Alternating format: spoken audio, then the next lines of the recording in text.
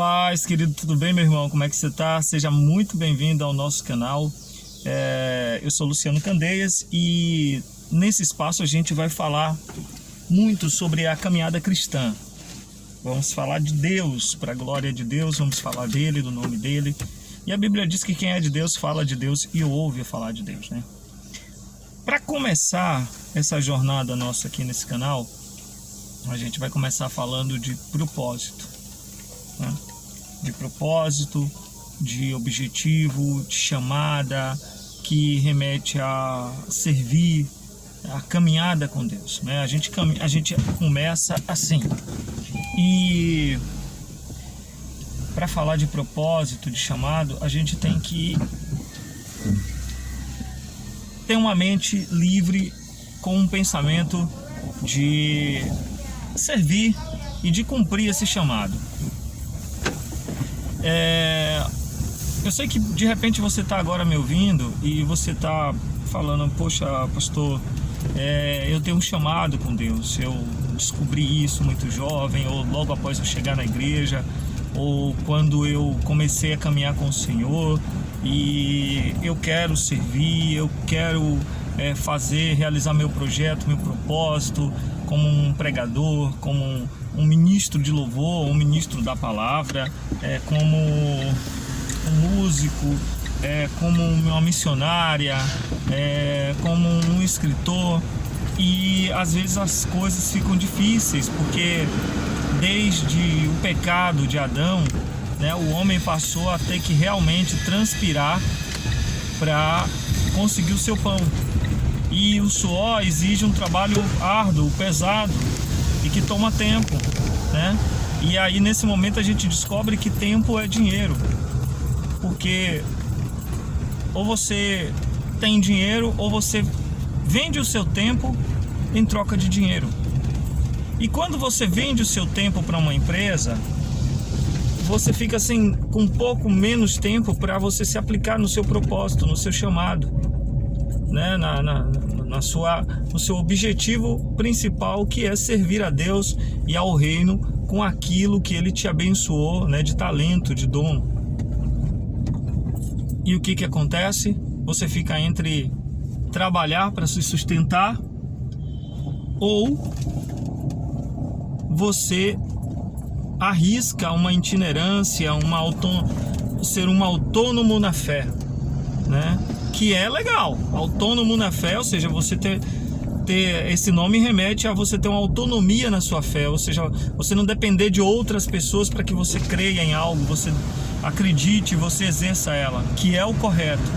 Mas eu também estou usando o autônomo na fé para aquele que vai ganhar dinheiro pela fé. É um cara que não vai estar dentro de uma empresa cumprindo horário, tendo que pedir o chefe para sair um pouquinho mais cedo, para naquele dia ir pregar numa igreja e participar de um trabalho missionário, de um trabalho de rua, né, de evangelismo em rua, uma entrega de marmitex, uma obra social, tanto social física como social espiritual, né?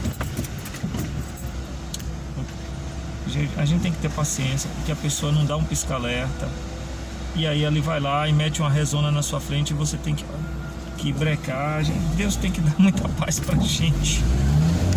Deus tem que dar muita paz. Mas enfim, você precisa ficar entre essas situações. E aí, Deus, eu vou para a empresa, o Senhor tem um chamado comigo. Quando eu abro a boca para ministrar, o Espírito Santo, pela misericórdia, me usa. Eu vejo vidas transformadas. Senhor, eu quero ver isso acontecer diariamente. Eu quero estar todo dia à disposição da Tua obra. Eu quero sair sem saber para onde o vento do Senhor, né, vai me levar, vai me soprar. E eu quero ser bênção na vida das pessoas. E às vezes a gente não consegue. Por quê? Porque realmente a gente vive esse dilema de trabalhar, né, para ter o recurso, porque só fazendo a obra a gente não consegue encontrar o recurso necessário, né? Às vezes você não tem muita gente sensível a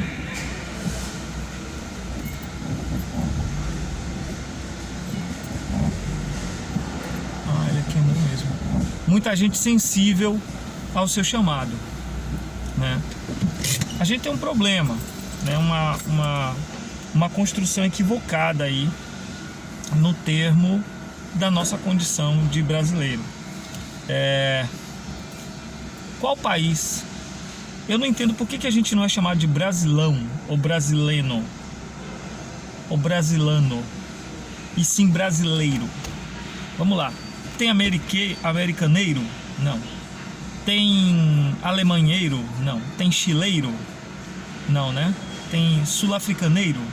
Não. Mas tem padeiro, tem pedreiro, tem costureiro e brasileiro. Isso faz com que nós ganhemos verbalmente uma condição de operário. O brasileiro, o termo brasileiro nos traz a conotação de que não somos uma nação, um povo, e sim uma função. Porque o pedreiro é uma função, o brasileiro também, lógico, é uma função. E sempre essa função é ligada ao ser operário. Então parece que o brasileiro tem um termo que o define como nação ou como cidadão de um país, o peso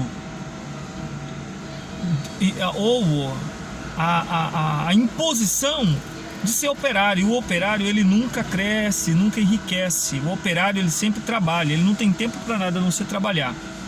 Espiritualmente falando, é como se tivessem imposto sobre nós a condição de sermos sempre operários. Luciano, mas tem brasileiro rico? Tem. Mas como foi que esse brasileiro enriqueceu? Foi legalmente, licitamente? Eu estou falando de enriquecer. Eu não estou falando dele ter um saláriozinho melhor, ter um carrinho melhor, uma casinha melhor. Mas ele continua como operário.